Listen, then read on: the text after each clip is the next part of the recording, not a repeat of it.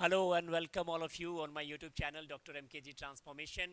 Class 12th के exam oriented series में आज एक लॉन्ग और डिस्क्रिप्टिव क्वेश्चन के तौर पे बात होगी जीवाणु भोजी प्रयोग या बैक्टीरियोफेज एक्सपेरिमेंट के बारे में, जिसे हर्सी और चेस का प्रयोग भी कहते हैं। ये समझते हैं इसके इम्पॉर्टेंट कंसेप्ट को। कहते हैं जीवाणु भोजी का मतलब होता है जीवाणु के ऊपर विषाणु का संक्रमण, यानी जी एक प्रकार का विषाणु होता है, वायरस होता है जो जीवाणु के ऊपर संक्रमण विकसित करता है। इस प्रयोग को विकसित करने का श्रेय हर्सी और चेस नामक वैज्ञानिक को जाता है और हर्सी और चेस ने इस प्रयोग से ये साबित किया कि डीएनए एक आनुवांशिक पदार्थ है। इस प्रयोग के दौरान हर्सी और चेस ने रेडियो एक्टिव सल्फर और रेडियो एक्टिव फॉस्फोरस का प्रयोग किया।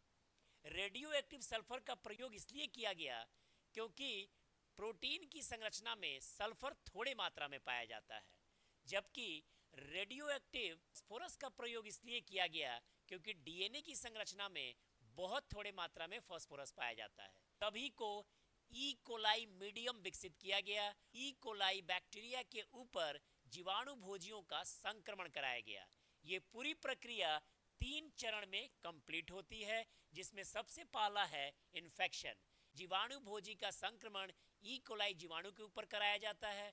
दूसरा स्टेप होता है ब्लेंडिंग, जिसे हम कहते हैं अनावरण। इस प्रोसेस में मिक्सचर को अच्छी तरीके से मिलाया जाता है, मिक्स किया जाता है, ताकि दोनों के इंपॉर्टेंट कण जो हैं वो आपस में अच्छी तरीके से मिक्स हो जाए।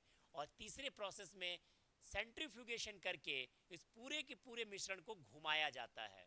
इस घुमाने के बाद जो कंक्लूजन के तौर पे जो विकसित हुआ, उसमें देखा गया कि जो रेडियो स्पोरस थे उसमें रेडिएशन प्रदर्शित हुआ।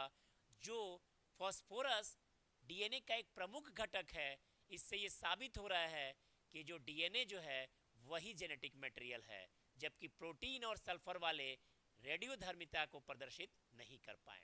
ये था जीवाणु भोजी प्रयोग, जो क्लास 12th के एग्जाम के लिए एक बेहद इंपॉर्टेंट क्वेश्चन है। Thank you for watching.